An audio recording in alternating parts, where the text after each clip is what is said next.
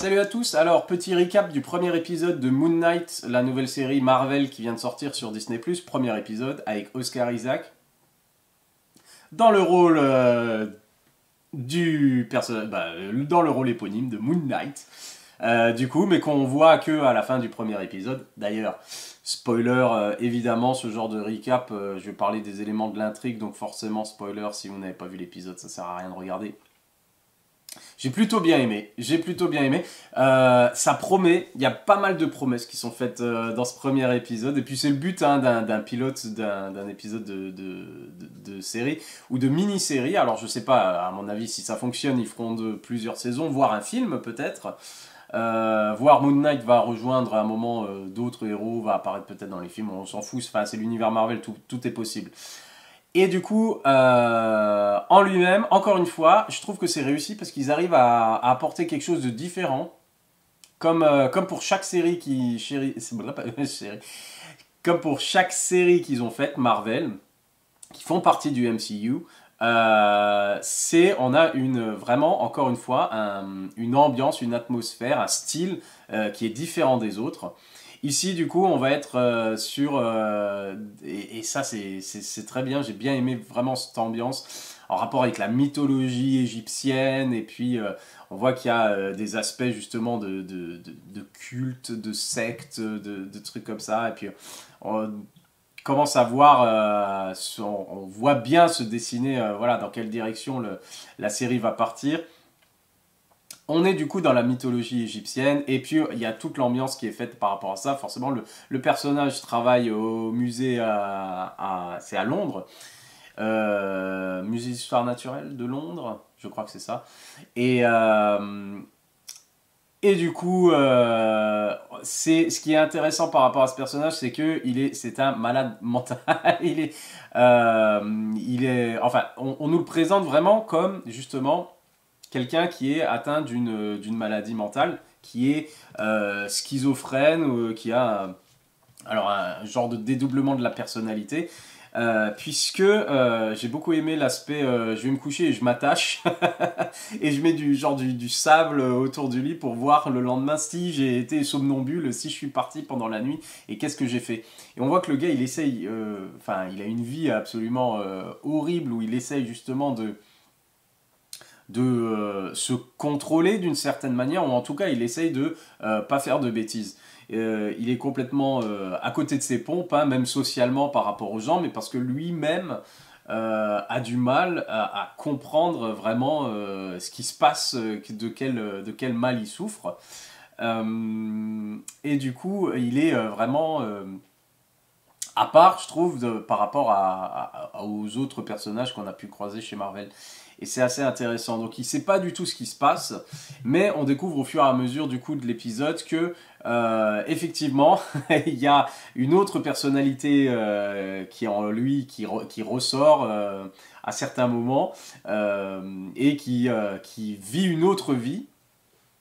Du coup, et on ne sait pas trop de quoi il s'agit. On sait que c'est violent parce que quand il se réveille, il est complètement, il a mal, il s'est fait fracasser, il est tombé d'une fenêtre, des choses comme ça. Il a la mâchoire de travers, etc. Donc ça, c'est plutôt pas mal justement l'aspect pas amnésique forcément, mais justement schizophrène, dédoublement de la personnalité. Dr. Jekyll et Mr. Hyde. Alors voilà. Ça fait un peu penser à Hulk comme ça, sauf là pour l'instant ils arrivent à garder cet aspect mystérieux. On ne sait pas à chaque fois où il se retrouve, comme lui-même. Et ça, j'ai trouvé que c'était plutôt bien fait. C'est quand il a ses crises d'un coup, qu'il est en danger, quelque chose comme ça, quelqu'un l'a retrouvé, mais il sait pas, lui, il sait pas du tout ce qui se passe. Il essaie de vivre sa petite vie tranquille alors qu'il se passe des trucs énormes quand il n'est pas aux commandes, en fait, de son, de son cerveau et de son corps. Et du coup, il se réveille dans des lieux, dans des situations... et c'est plutôt pas mal de découvrir avec lui en fait qu'est-ce qu'il doit faire, ça me rappelle un peu justement ça m'a rappelé un peu Memento de Christopher Nolan justement où à chaque fois comme il a une perte de la mémoire immédiate, à plusieurs moments il est là genre ok, qu'est-ce qu'est-ce que je fais là? D'accord, là il y a des gars, d'accord, alors ils me poursuivent, alors je dois courir, des choses comme ça, qu'est-ce qui est en train de se passer? Je sais pas, et il doit découvrir en fait sur le tas qu'est-ce qui lui arrive. Et ça, j'ai trouvé que c'était vraiment pas mal et très divertissant. Et du coup, alors il a le côté, les visions avec ce genre de dieu égyptien justement qui lui apparaît. Je suis pas familier avec le personnage de la BD, enfin, j'ai dû en lire ouais, peut-être allez, un tome il y a des années et puis j'étais pas, voilà, j'étais pas plus dedans. Du coup, je connais pas du tout la mythologie, alors ça me fait plaisir de découvrir au fur et à mesure. Et on sent bien qu'au bout d'un moment, alors il commence à interagir justement parce que ça commence à se manifester de plus en plus. Et forcément, lui croit qu'après c'est des cauchemars ou des choses comme ça, mais il commence à interagir avec la voix qui est dans sa tête. La voix qui est dans sa tête lui parle. D'ailleurs, c'est dans le genre. C'est beaucoup mieux fait que dans Venom finalement, je dirais. Et c'était un des aspects de Venom qui fonctionnait, la voix de Venom dans la tête de Eddie Brock. Et là, on retrouve un peu ce truc-là où il a une voix à l'intérieur de la tête. On sent que quelqu'un lui parle et n'a aucun respect justement pour ben, lui quand il est, mais quand il est normal, quand il sait pas quoi il se passe, c'est genre oh, c'est l'imbécile qui est nouveau, comment et tout. Donc c'est plutôt pas mal. J'ai bien aimé ça. Les scènes d'action sont plutôt réussies, sont plutôt pas mal. Les effets spéciaux, bon, ça casse pas des briques, mais on va dire que ça fait le boulot. Et puis de toute façon, c'est pas pour ça qu'on regarde. Vraiment au niveau du scénario, je trouve que c'était bien écrit et je trouve il y avait une bonne, même si c'est très sombre à certains moments, ça m'étonne même de la part de Marvel parce que il y a beaucoup de sang dans ce premier épisode. Beaucoup de violence. Après, est-ce que ça fait partie finalement de leur nouveau truc où va y avoir, où c'est un peu plus orienté adulte, je sais pas.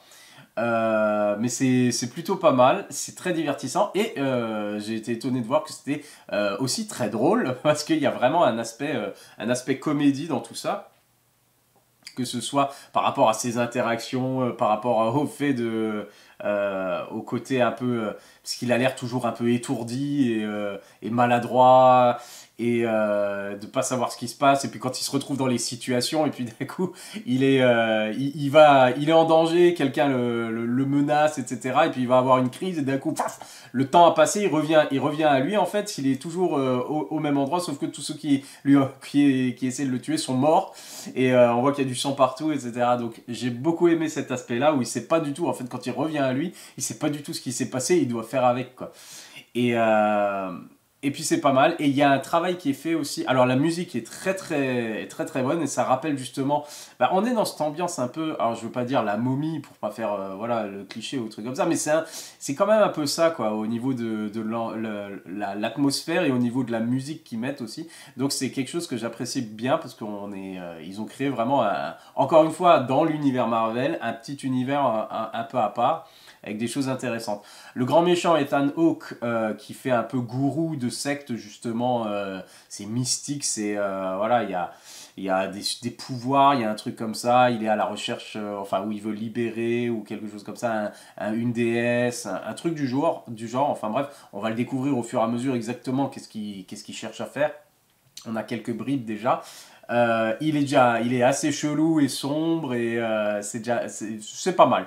C'est pas mal. J'ai bien accroché justement à l'aspect du vilain. On va voir maintenant où ça nous mène tout ça. Ce que j'ai bien aimé aussi, c'est au niveau de la réalisation. C'était tout ce jeu sur justement les miroirs.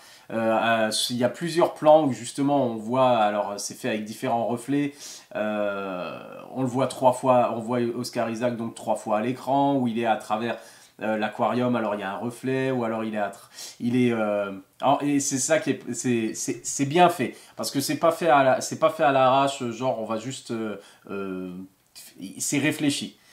C'est ça ce que j'ai bien aimé, c'est-à-dire qu'il a effectivement, il y a tout un truc où il a un poisson rouge, donc on le voit à travers l'aquarium, et en fait du coup quand il met sa tête, bah, il y a le poisson rouge qui est sur lui, et puis ça l'apparente en fait au poisson rouge parce qu'il est pareil en fait, il n'a pas de mémoire immédiate, il sait pas, genre quand il revient à lui, il sait pas ce qui s'est passé juste avant, et donc il doit continuer en fait à tourner dans sa petite vie, et au milieu, et c'est pas mal parce que le poisson rouge, vraiment, dans son.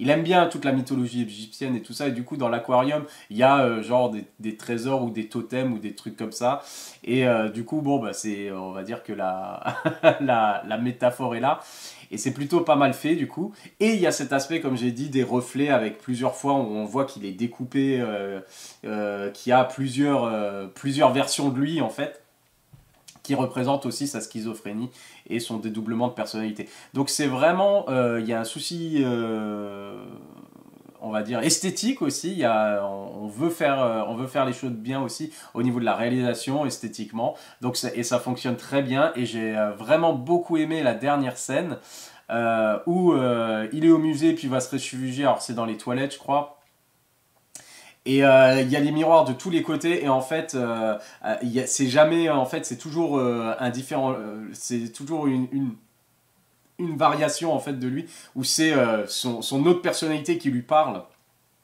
sur le côté, et c'est filmé de manière à ce, c'est pas simplement un champ contre champ, lui avec le miroir, c'est un peu plus stylé que ça, puisque la caméra tourne, et du coup en fonction de là où du miroir sur lequel elle s'arrête, bah, c'est une version différente de lui qui parle à chaque fois, quoi.